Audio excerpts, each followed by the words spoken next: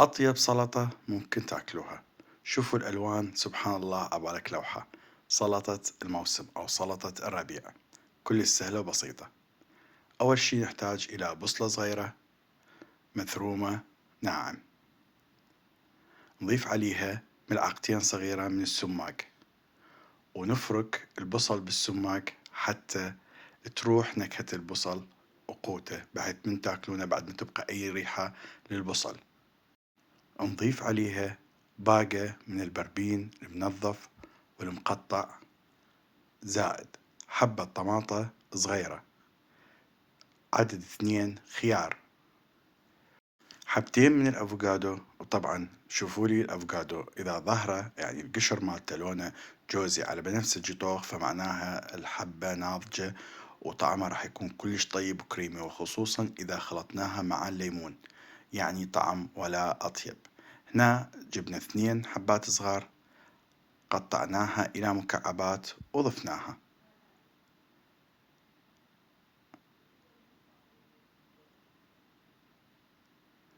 هسه نجي نسوي الدريسنج أو الصلصة اللي راح نضيفها على السلطة. عبارة عن حبة ليمون كاملة، نضيف إلها ملعقتين من النعناع المجفف. طبعا هذه النكهات راح تنطيها فد طعم جدا رائع، مع ملعقة صغيرة من الملح أو تقديريا اللي انتو تحبونه، ملعقتين طعام إلى 3 من زيت الزيتون البكر يعني عصرة على البارد. هنا نجي نخض خض قوي لحد ما يصير لونه أبيض كريمي، ونضيفه على السلطة. شوفون لونه شلون تغير، طبعا طعمه يخبل وريحته بعد أطيب. وخلطوا لي إياها زين، وشوفوا لي هاي الألوان شلون حلوة. هذا الامتزاج ما بين الأحمر والأخضر والوردي، كلها على بعضها، سبحان الله لكل لوحة.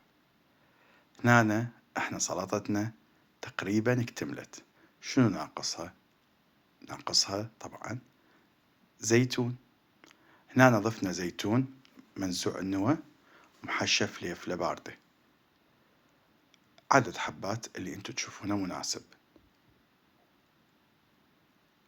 آخر لمسة هي حطينا تشيبس اللي هو شيبس الذرة، طبعا إضافة اختيارية إلكم، بس من تاكلوها ويا سلطة والدريسنج مالتها راح تلقوها كلش طيبة. سلطتنا خلصت، سهلة وبسيطة. إذا جربتوها اكتبونا بالتعليقات. أشوفكم فيديو ثاني. سلام.